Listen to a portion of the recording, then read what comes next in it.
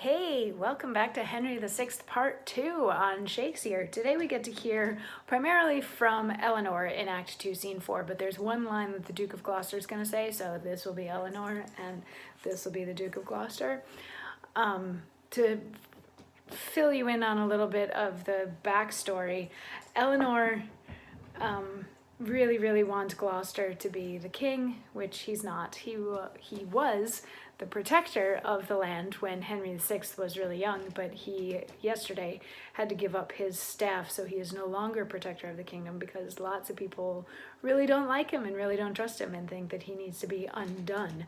And a bunch of them feel that the key to his undoing is to first undo his wife, who just recently had a seance and got some prophecies regarding the king and a couple of the other dukes, but then got arrested in the middle of having the seance because that was illegal back then to do that sort of thing. And her punishment is that she is banished to the Isle of Man while all of the other people involved in the seance are put to death. So Act 2, Scene 4 starts out with Gloucester coming on stage, whatever, and he knows that his wife is going to be sort of paraded through the streets at 10 o'clock, because then she's gonna go and be punished, whatever. So he has come to see her, and it sort of has the Game of Thrones shame type vibe, because when she comes in, there's papers on her back and she's barefoot and she's walking through the street, and she's very much like, this is a literal walk of shame. And she says, "Come you, my lord, to see my open shame. Now thou dost penance too. Look how they gaze. See how the giddy multitude do point and nod their heads and throw their eyes on thee. Gloucester, hide thee from their hateful looks, and in thy closet pent up, rue my shame, and ban thine enemies, both mine and thine. Be patient, gentle Nell, forget this grief. Gloucester, teach me to forget myself.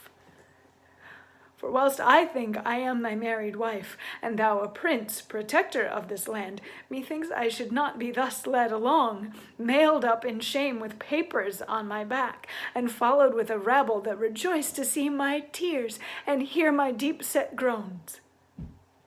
The ruthless flint doth cut my tender feet, and when I start, the envious people laugh and bid me be advised how I tread. Humphrey, can I bear this shameful yoke? Trowest thou that ere I'll look upon the world, or count them happy that enjoys the sun? No. Dark shall be my light, and night my day. To think upon my pomp shall be my hell. Sometime I'll say, I am Duke Humphrey's wife, and he a prince and a ruler of the land.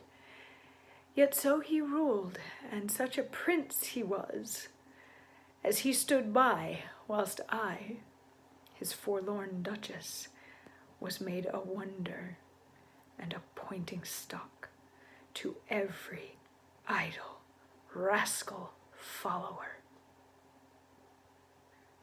But be thou mild, and blush not at my shame, nor stir at nothing till the axe of death hang over thee, as sure it shortly will. For Suffolk, he that can do all in all with her that hateth thee and hates us all, and York, and impious Beaufort, that false priest, have all limed bushes to betray thy wings, and fly thou how thou canst, they'll tangle thee.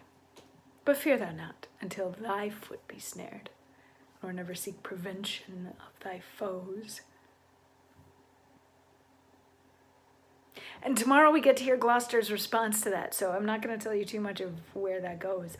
But basically this boils down to, yeah, she's kind of Cersei Lannister in this moment.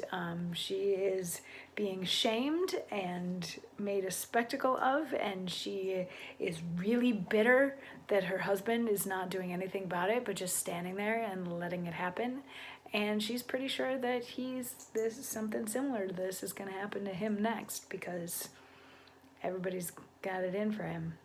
So we'll see if she's right. We'll see what happens when she ends up on the Isle of Man. And we'll see, is Gloucester next? Tune in tomorrow and we'll find out more.